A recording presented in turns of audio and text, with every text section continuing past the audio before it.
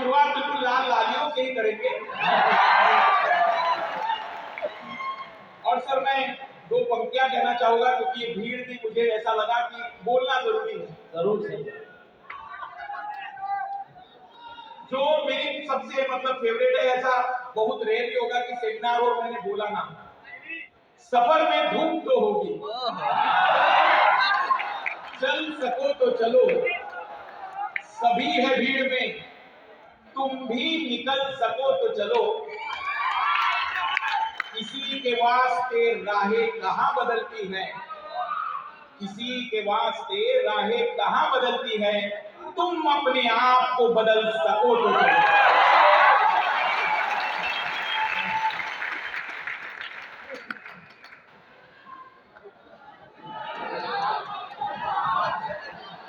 तो शुरू करते हैं सर।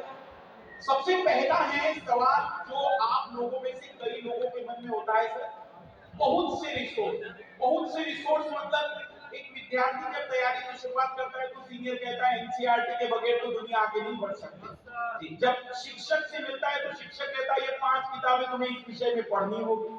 फिर कुछ बची हुई बातचीत होती है तो क्लास में नोट्स पढ़ते हैं। बहुत से सोर्स है सर।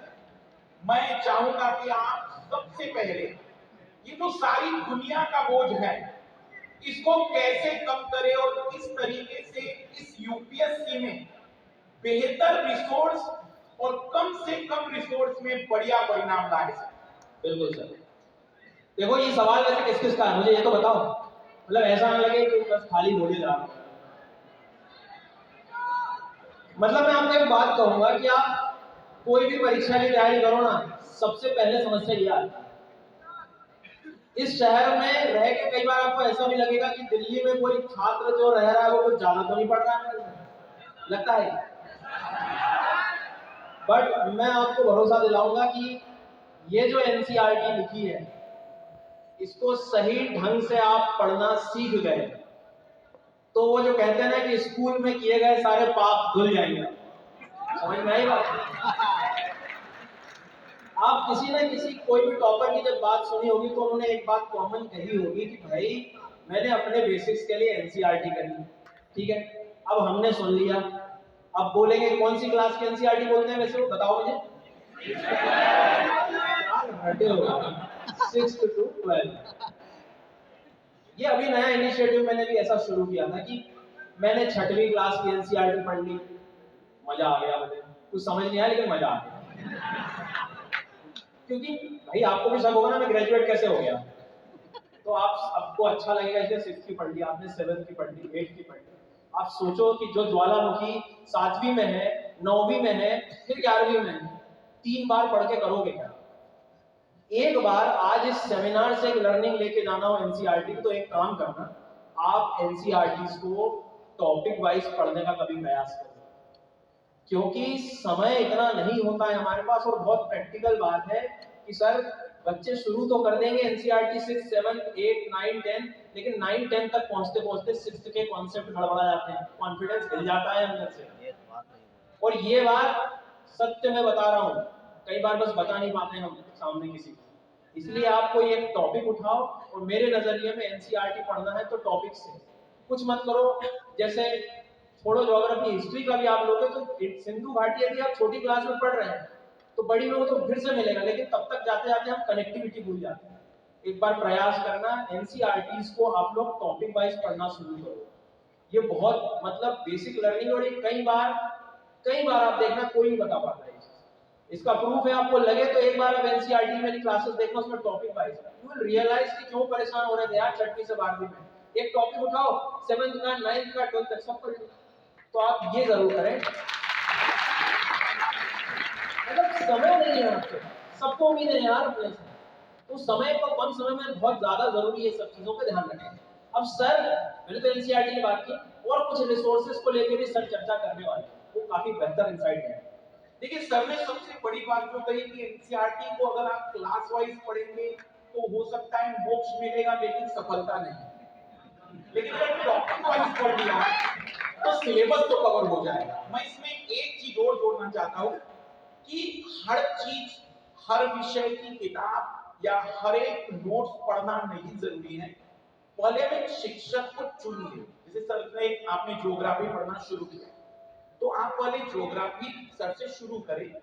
जब आपको लगे कि सर ने अब कंप्लीट कर दिया, अब आप प्रीवियस ईयर क्वेश्चनों को एक बार देखिए, और अब या तो कोई एनसीईआरटी या कोई स्टैंडर्ड बुक अगर आपको आवश्यकता होती है तो पढ़ेगा। जबरदस्ती कई बच्चों के सर मैं कमरे पर जाता हूं तो वो ऐसे दिखाते हैं, ये मेरे पॉलिटी के नोट्स हैं, ये मेरे हिस्ट्री के नोट्स हैं, और मैंने कहा इसका करोगे क्या? सर अगर कुछ नहीं हुआ तो इसी रद्दी को बेचकर घर का किराया निकाल दूंगा। तो ज्यादा जरूरी है कम से कम चीज रखिए, और जरूरत हो तो पढ़िए। अगर सर ने कंप्लीट करा और आपको लग रहा है बढ़िया क्वेश्चन सॉल्व हो रहा है तो रुक जाइए, अब अगला विषय। क्योंकि हमें हर परीक्षा में केवल एक ही विषय नहीं पढ़ना है, कई विषयों को पढ़ना है। पर सर केवल प्रॉब्लम नोट्स की थोड़ी है, केवल प्रॉब्लम रिसोर्स की थोड़ी है। एक बहुत बड़ी समस्या है मेरे हिंदी मीडियम के छात्रों की सर, करंट अफेयर्स। सही बात है? क्योंकि सर बोले मुझे लगता है कि मुझे द हिंदू न्यूज़पेपर कई बार समझ नहीं आता, द इंडियन एक्सप्रेस समझ नहीं आ पाता, लेकिन जिसको समझ में आता है मेरे से आगे तो नहीं मिल। सही कह रहा हूँ मैं? आवाज नहीं आ रही मुझे उधर से?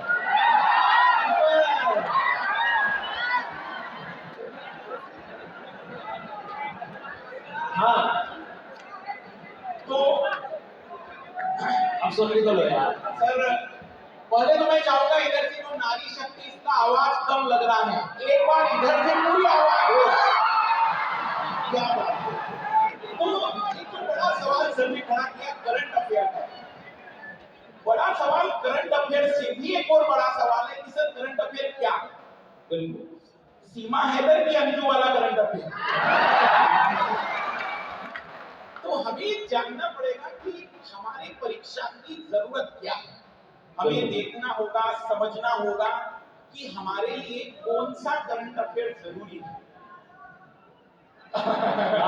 बहुत अद्भुत। मैं ये जानता हूँ कई सारे लोग न्यूज़पेपर, खास करके अंग्रेजी तो बहुत लोगों ने बोला होगा, द हिंदू पढ़ के रहे। द हिंदू खोलते हैं कुछ लोग तो केवल फोटो देखने के लिए, और बाद में पता चलता है कि अंत में कुछ समझ में नहीं आया। तो मेरे हिसाब से करंट अफेयर के लिए यदि आप कोई तैयारी कर रहे हैं तो कोई भी हिंदी का अखबार पढ़ लीजिए, लेकिन जो मंथली मैगजीन आती है, जैसे अनअकैडमी ने ब्रनाल सर की देखरेख में एक आर्टिकुलेट मैगजीन बनाई है, आप कोई भी मैगजीन ले सकते हैं। अंत में महीने में 4 संडे होते हैं, आप 4 संडे में उस मैगजीन को थोड़ा डेडिकेट कर दीजिए, आप पाएंगे कि आपका करंट अफेयर बहुत बढ़िया होगा। और सबसे बड़ी बात, करंट अफेयर उतना ही तैयार करना जितना की रिवाइज हो सके। नहीं तो पता चल रहा है कि उसकी अलग से पोथी तैयार की तो उसका दोहराव नहीं होगा। 30 से 40 करोड़ लोग भारत में अखबार पढ़ते हैं, वे सब आईएएस नहीं बन सकते। जो व्यक्ति करंट अफेयर कई बार रिवाइज करेगा, सफलता वही ले जाएगा सर। बिल्कुल। एक आखिरी बस ऐड करूंगा, एक गलती मतलब मुझे ऐसी लगती है कि करंट अफेयर्स को कई बार हम एक सब्जेक्ट मान लेते हैं। ये जो पीछे कुछ इमेज दिख रही है, इसमें बड़ा इंटरेस्ट आ रहा था कुछ को, अभी कहाँ जाता है ये इंटरेस्ट? कहाँ जाता है जब न्यूज़पेपर पढ़ना हो? सिलेबस के टाइम कहाँ जाता है? हाँ, तो ये ऊर्जा को संभालो, ठीक है? एक उदाहरण देता हूँ। एक हमारे परम मित्र हैं, तो अच्छा वो सब घर घर की कहानी, कभी देखा होगा अपने घर में जो बुजुर्ग व्यक्ति हैं कितने इंटरेस्ट से पढ़ते हैं न्यूज़पेपर, पूरा ऐड भी पढ़ जाएंगे, पहले इस्तेमाल करें देखा होगा।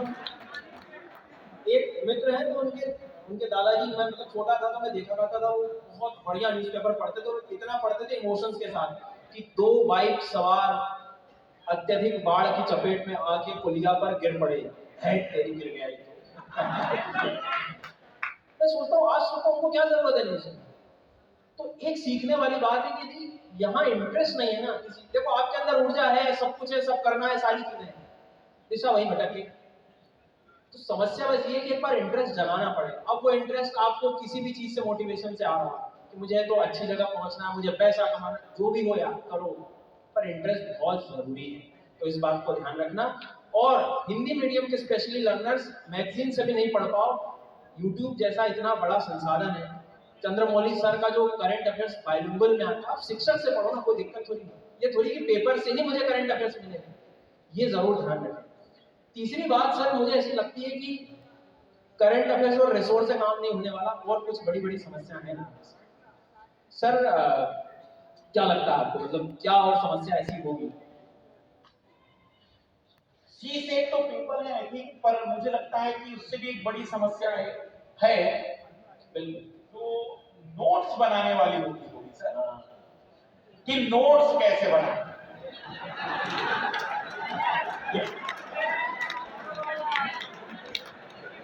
नोट्स के लिए सर विद्यार्थी बड़े कंफ्यूज होते हैं कि शॉर्ट नोट्स बनाएं, बड़े नोट्स बनाएं, या फिर जैसे आपने रखा है कि ऐसे नोट्स बनाओगा कि एनसीईआरटी भी शर्मा जाएगी। बिल्कुल सर, मतलब आप, मैं कह रहा था शुरू में भी, आप किसी भी परीक्षा की तैयारी करो, आज हम सवाल ऐसे लाए हैं कि आपको हमेशा मदद करेंगे उसके सोल्यूशन। एक सबसे बड़ी समस्या है नोट्स। सर मुझे लगता है ना कि नोट्स बनाने से पहले नोट्स क्यों बनाया जाता है इसकी फिलॉसफी समझनी है। कल का उदाहरण देता हूं मैं, कल शाम को यहाँ आया था मैं, तो मैं देख रहा हूँ कि टीम पूरे सेमिनार की तैयारी कर रही है, चर्चाएं हो रही है, लेकिन एक चीज कॉमन थी उनमें, वो हर चीज नोट डाउन कर रहे हैं। क्यों? क्योंकि आगे क्या होने वाला है नहीं पता। आप इमेजिन करो एग्जाम के 15 दिन पहले की स्थिति, कोशिश करो एक बार, सोचो इतने रिसोर्सेज कभी रिवाइज कर पाओगे एक साथ? आप बिल्कुल नहीं होगा। और आप यदि कर पा रहे हैं तो आप महान हैं। नहीं होता यार, प्रैक्टिकली सोचो 20 किताबें कैसे करोगे? तो सबसे पहले ध्यान से सुने कि यदि आपको लगता है कि नोट्स की जरूरत क्या है, वो बोला तो सबसे पहले जरूरी पता होना चाहिए। अब रही बात बनाए कैसे, ऐसी बातें तो हर कोई कर जाता है कि नोट्स बनाए कैसे।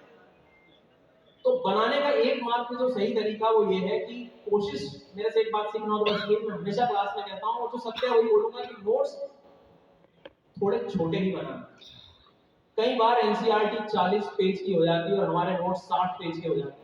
दुनिया भर के हाइलाइटर यूज कर लिए, कैस्पियन सी दिखना बंद हो गया है, एटलस पूरा हाईलाइट कर दिया, व्हाइट कलर का हाइलाइटर लगा रहे हैं सर, कुछ तो हाइलाइटर पे हाइलाइटर लगा रहे हैं, व्हाइट कलर लगा रहे हैं। मत करो, एक पैराग्राफ को रीड करो। जनरली जैसे कोई शिक्षक भी पढ़ाना होता है तो एक पैराग्राफ आप पढ़िए, नहीं समझ आया दूसरी बार पढ़िए, लेकिन दूसरी बार में कुछ ऐसे कीवर्ड्स निकालो जिससे वो आज से 2 साल बाद भी आपसे कोई पैराग्राफ पूछ ले तो वो कीवर्ड्स की मदद से आपको पूरा पैराग्राफ याद है। सिर्फ काम की बात नहीं, किसी से दुश्मनी प्यार जब हो जाता है तो काम की चीजें हमेशा याद रहती है, उस पैराग्राफ से निकालो और वो नोट्स में लिखो। हमेशा नोट्स छोटे रहे। और आप यदि सजाने में लग गए, रंगोली बनाने में लग गए, मैं बता रहा हूँ बहुत दुखी हो जाऊंगा नोट्स। तो थोड़ा सा बस इस चीज का ध्यान रखना, बाकी सर और बताने। मैं नोट्स के मामले में एक चीज कहूंगा कि कई स्टूडेंट ये शिकायत करते सर नोट्स कैसे बनाएं, या नोट्स बनाते समय हम लोग पहले दिन अच्छे नोट्स नहीं बना पाते। मैं आपको एक सच्चाई बताऊं कि अगर आज मैं अपने पहले दिन के नोट्स बनाऊं तो शायद मैं कहूंगा कि इससे ज्यादा बकवास नोट्स मैंने पृथ्वी पर ना देखे। क्योंकि पहले दिन हो सकता है कि मुझे समझ में कुछ नहीं आ रहा लेकिन मैं लिखते ही चला गया। तो आप नोट्स दिन प्रतिदिन सीखेंगे। पहले दिन आप हो सकता है डिटेल में लिख रहे हैं, फिर आप थोड़ा शॉर्ट लिखना शुरू करेंगे, तो 15 से 20 दिन आप जैसा बना सकते बनाते चलिए।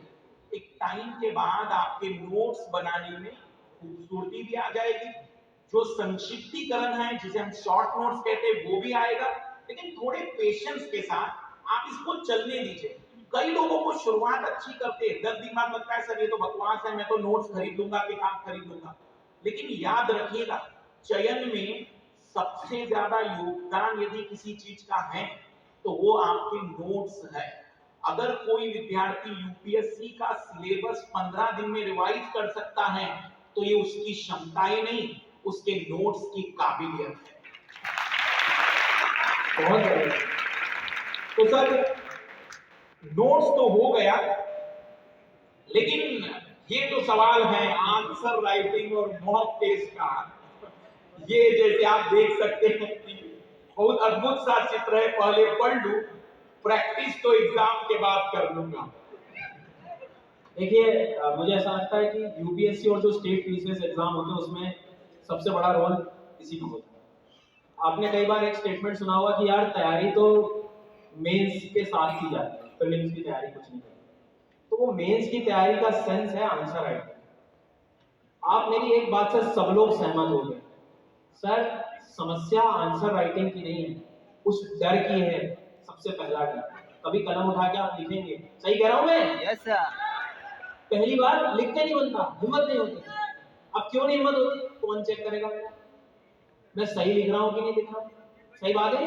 Yes sir. तो इस चीज की जो दुख है वो ये है कि सबसे पहले यदि खुद में कॉन्फिडेंस लाना है तो सीधी बात है, यहाँ यदि खाली रहेगा ना तो वहां लिख भी नहीं पाओगे। तो जो कई बार हम देख लेते हैं कि मैंने बहुत आंसर राइटिंग प्रैक्टिस की, सारी की, पहले दिन से आंसर राइटिंग ना करें। मेरे हिसाब से आप लोगों को आंसर राइटिंग थोड़ा रुको, सब्जेक्ट को समझो। आंसर लिखना और बेहतर आंसर लिखना दोनों के रिफ्लेक्शन अलग होते हैं। एक काम खत्म नहीं करना है। ज्योग्राफी को नहीं समझोगे, एनवायरनमेंट को नहीं समझोगे तो कभी क्लाइमेट चेंज, जलवायु परिवर्तन का कभी आंसर लिख ही नहीं पाओगे। तो पहले दिन से सर मेरे हिसाब से वो जो रहता है कि अब मैं लिखूं लिखूं लिखूं, वो ना करें। थोड़ा सिलेबस के क्वेश्चंस को देखो, एक बार में कभी नहीं समझ आएगा, 2-3 बार क्वेश्चंस पढ़ो, फिर रियलाइज करो कि यार हिमालय से तो हर बार सवाल आता है। फिर देखो कि यार लैंडस्लाइड भूस्खलन से तो सवाल आता है। फिर देखो कि यार बार बार चक्रवात से संबंधित तो क्वेश्चन आते हैं। तो जब भी न्यूज़पेपर पढ़ो, इनसे समस्या ये जो चीजें हैं इनको निकालो। मतलब पहले एनालिसिस करना पड़ेगा और जल्दबाजी मत करो, अच्छी जगह पे पहुंचना। ठीक है, कुछ चीजें और भी बताने वाले हैं सर। देखो मैं कहूंगा कि सर ने जो बातें बताई बिल्कुल बहुत ही बेहतरीन बात है कि आप थोड़ा सा पेशेंस रखें। पेशेंस का मतलब 3 चरण है। पहले हम उस कंसेप्ट को समझते हैं, कंसेप्ट को समझने के बाद दूसरा चरण होता है उसके शॉर्ट नोट्स बनाते हैं, तीसरा स्टेप होता है रिवीजन करते हैं, और फिर जाकर आप आंसर राइटिंग करने की क्षमता रखते हैं। मैं एक छोटा सा उदाहरण दूंगा। एक महिला का उदाहरण लेते हैं हम, जो दुल्हन के भेष में है और वही महिला विधवा के भेष में है। महिला समान है, श्रृंगार सब कुछ प्रदर्शित कर रहा है। आंसर राइटिंग भी कुछ ऐसी ही है। जो व्यक्ति जितना बढ़िया श्रृंगार कर लेगा उसके नंबर उतने ज्यादा होंगे। इसलिए आपको श्रृंगार करने से पहले सीखना होगा क्या चीज जरूरी है, कहां कौन सी चीज डालनी है, कहां पर किस चीज की जरूरत है। अगर ये चीज नहीं है तो आपका आंसर एक जनरल आंसर ही है। इसलिए सर मैं तो कहूंगा कि आंसर राइटिंग में जो आपने कहा थोड़ा रुक कर करेगा तो ज्यादा बेहतर आ पाएगा। मतलब चीजें थोड़ी सी पता होगा। ठीक है सर, बहुत इसमें बातें करी हमने, अभी कुछ एक समस्या और जो है रह गई है। आगे सर बच्चों से पूछे कि और कौन सी दिक्कत रह गई है। ऑप्शनल चलो ऑप्शनल की बात करने का 1 मिनट लगेगा। वैसे बहुत बड़ा प्लान है आज ऑप्शनल के डिस्कशन के लिए। हाँ बिल्कुल, और भी सर हैं, विवेक सर हैं, चंद्रमौली सर हैं, वो भी चर्चा करेंगे आपसे। तो एक आखिरी सवाल के रूप में सर, सबसे बड़ी जो टाइम मैनेजमेंट और स्ट्रैटेजी की जो चर्चा है सर, हम चाहेंगे कि टाइम मैनेजमेंट के साथ रिवीजन। हाँ, अगर रिवीजन और टाइम मैनेजमेंट दोनों मैच हो जाए तो एक बेहतरीन परफॉर्मेंस निकाल सकते हैं। तो वही हालत होगा गजनी के जैसा कि हर 15 मिनट में वो भूल जा रहा है कि वो यूपीएससी की तैयारी कर रहा था कि कोई और ही कार्यक्रम में लगा हुआ है। तो सर इसका एक ही सत्य है, मुझे लगता है कि रिवीजन में सबसे बड़ी जो कमी आती है वो सिर्फ इसका कनेक्शन नोट्स से। आज आपको बढ़िया नोट्स दे दूं, शॉर्ट नोट्स बना के, और कह दूं इतना ही पढ़ना है, और वो आपको समझ में भी आ रहा है, आप कभी पीछे नहीं हटोगे रिवीजन में। तो आप जब भी पढ़ाई करो, आपके नोट्स सही हैं तो रिवीजन में कभी दिक्कत नहीं होगी। तो थोड़ा खुद पे भरोसा रखो। और एक तरीका और, स्पेशली यूपीएससी, स्टेट पीसीएस या ऐसे एग्जाम जहां चीजों को बहुत याद भी करना पड़ जाता है कभी कभी, एक स्ट्रेटेजी चल रही है अनअकैडमी पे आजकल बहुत फेमस, कोई बताएगा क्या? किसी को पता है? Blank page strategy. सुना है किसी ने इसके बारे में? सुनना, ये बहुत काम की चीज है। वो कहते हैं ना कि जीवन में किसी के कोई एक घटना ऐसी हो जाती है जिससे चीजें बहुत बदल जाती हैं। हो सकता है ये हो जाए आपके साथ। ब्लैंक पेज वो है कि किसी भी शिक्षक ने आपको आज कुछ भी पढ़ा दिया, शाम को सोने से पहले ब्लैंक पेज में मैं उसे लिख पा रहा हूं कि नहीं, अपना सच खुद को पता होना चाहिए। समझ आई मेरी बात? तो ये कोशिश करें कि कुछ भी पढ़ाया हो सर ने, मुझे ब्लैंक पेज पे एक बार लिख के देख लेना है। वो डर एक बार हट गया, क्योंकि आप देखना कई बार मन कहता है अरे यार सर ने इतना पढ़ाया, 2 घंटे में क्लास में बैठा, लिख भी पाऊंगा कि नहीं, लिख ही नहीं रहा, प्रयास ही नहीं कर रहा। मेहनत तो मैं बैठा हूँ, 2 घंटे बैठा हूँ, पर तरीका तरीका गलत है। आप एक बार ब्लैंक पेज पे लिखने की कोशिश करो, वो जो हिम्मत मिलेगी ना आपको वहां से कि भाई साहब 2 घंटा पूरा मुझे याद है, उसकी तो बात ही कुछ नहीं। तो इस बात को ध्यान रखें, जब भी आप नोट्स बनाएं थोड़ा सा जो है इस तरह से ध्यान रखें कि मुझे रिवीजन करना है। तो रिवीजन आप ब्लैंक पेज पे करें। सर ने जो कही बात, उसमें एक बड़ी चीज मैं जोड़ना चाहूंगा। जैसे कराटे या कोई भी चीज जब सीखते तो उसमें कहा जाता है कि सामने वाले की 100 कर्तव्यों से मुझे डर नहीं है, मुझे डर है उसकी उस एक कर्तव्य से जिसे उसने 100 बार किया होगा। कई बार विद्यार्थी रिसोर्स इतने जमा कर लेते हैं कि वह दोहरा नहीं पाते। कोई भी एग्जाम दीजिए आप, कोई भी, मैं आपको एक दावा करता हूं, आपके कमरे में जितना मटेरियल इस समय पड़ा है, इस समय अगर वो सारा आपको याद है ना, तो किसी एग्जामिनर की औकात नहीं कि आपको फेल करके दिखा दे। तो ज्यादा जरूरी है दोहराओ, जितना ज्यादा रिपीटेशन करोगे, जितना दोहराओगे। और इस बार का जैसे यूपीएससी ने बदलाव किया, सबसे ज्यादा सख्त जरूरत है दोहराओ। जितना रिपीट होगा उतना दिमाग और भी बेटर होगा। और एक अंतिम रूप में टाइम मैनेजमेंट पर हम चर्चा कर लेंगे, और फिर आप लोगों का जो हमने समय लिया, मुझे उम्मीद है कि वो चीजें जो आप हमें दे रहे हैं उतनी चीजें आप तक पहुंच पाए। एक अंतिम रूप में सर मैं आपसे जानना चाहूंगा, टाइम मैनेजमेंट पर आप क्या चाहेंगे कि विद्यार्थी किस तरीके से आगे बढ़े? सर मुझे ऐसा लगता है कि टाइम मैनेजमेंट इस एग्जाम से रिलेटेड तो नहीं, मतलब जीवन में हर जगह काम आता है। बिल्कुल। आज मैं पढ़ाने में बैठ रहा हूँ, सुबह उठने के बाद मेरा दिन मुझे क्लियर नहीं है ना, मैं कह रहा हूँ वो दिन ऐसे निकल जाए। फिर हम कहाँ ढूंढते हैं, फिर हम मोटिवेशन ढूंढते हैं कि कोई आएगा और मुझे मोटिवेट करके चला जाएगा, यही होगा। पर हम भूल जाते हैं कि सुबह उठने के बाद आप कभी भी उठ रहे हो सकता है किसी का सोने का मतलब रात में पढ़ने की स्थिति, नाइट आउल जिनको कहते हैं, कई बार हमारी भी आदत है कि रात रात भर बैठे। पर जब भी करो आप एक थ्योरी अपना लो कि मेरा अगला 1 घंटा कैसे होगा, सही होना चाहिए, वो प्लान होना चाहिए। यार जिला संभालने वाले हो आप, आगे जाके एक अच्छी पोस्ट पे जाने वाले हो, आपके सिग्नेचर से चीजें बदलने वाली है, आप अपने टाइम मैनेज नहीं कर पा रहे। सबकी परवरिश अलग हुई है, सबकी मानसिक स्थिति अलग है, अपने आप को समझो और चीजों को थोड़ा सा टाइम मैनेज करना सीखो। कोई नहीं आके बताने वाला, मुझे आपकी स्थिति नहीं पता कि आप कितने घंटे पढ़ सकते हो, सबकी एफिशिएंसी अलग अलग है। कोई 2 घंटे में चीजें पढ़ पा रहा है तो कोई आधे घंटे में साफ कर जा रहा है। आपको समझना होगा, और बस आप एक सीधा काम रखो कि अगला 1 घंटा मेरा सबसे बेहतर है। मत करो दिन भर का खूब ज्यादा बड़ा प्लान, एक एक घंटा भी संभालोगे तो कर पाओगे। आपको पहचानना होगा कि आपके लिए कौन सी काम की चीज का, मतलब आप कोई भी परीक्षा की तैयारी करो, सच है ये टाइम मैनेजमेंट। तो उम्मीद कर रहा हूं मैं कि कुछ हम लोग सिखा पाए। सर और अंतिम कुछ बताएंगे टाइम मैनेजमेंट के बारे में? सर मैं पटना आया और हिंदी माध्यम के विद्यार्थियों का टाइम मैनेजमेंट इसलिए ज्यादा जरूरी है सर, बिल्कुल, क्योंकि ये मेरा लाल केवल और केवल विषय पढ़ के नहीं आया है, इसे अपनी जिंदगी की भावनात्मक संबंधों को भी तो नियंत्रित करना है। बिल्कुल। इसे पड़ोसी से भी बात करनी है कि तुम्हारा होगा कि नहीं होगा, उसे भी जवाब देना। सही इसे बात। थोड़ा सा रील्स और इंस्टाग्राम के बगैर नींद नहीं आती सर।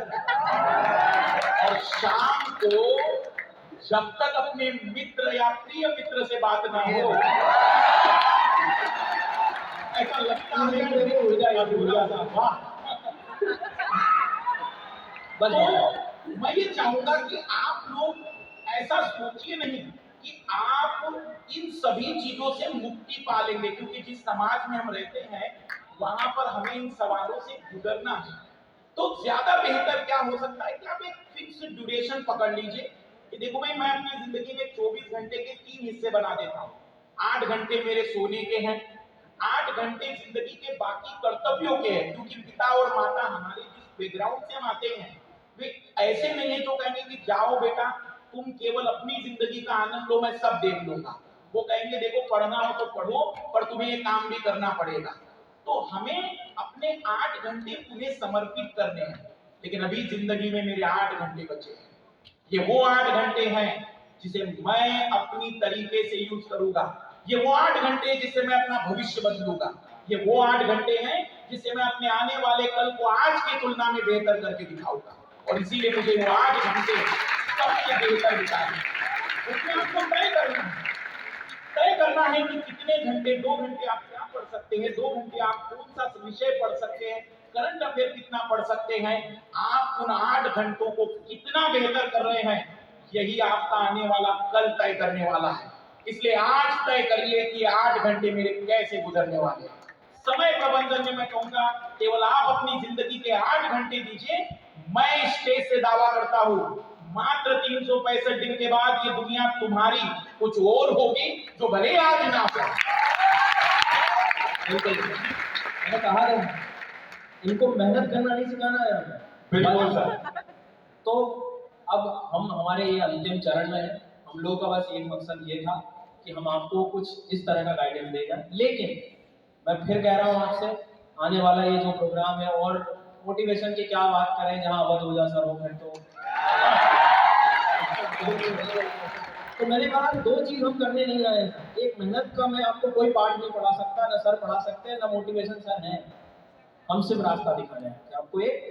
तो अंतिम बस एक बात ये कहूंगा इस स्टेज से, इस माध्यम से, कि कुछ छात्र जो नहीं भी आ पाए हैं या इसको कभी भी कहीं भी आप सेमिनार को देखेंगे, मैं वादा करके जा रहा हूँ ज्योग्राफी एनवायरनमेंट में आप मुझसे कहीं भी पहुंच सकते हैं। बहुत सारे ऐसे सोर्सेज खुल गए हैं, फ्री क्लासेस प्लस क्लासेस, जहां जैसे मदद मिलेगी, जहां आपको जैसी मदद चाहिए मैं तैयार हूँ। सर मैं एक बात, एक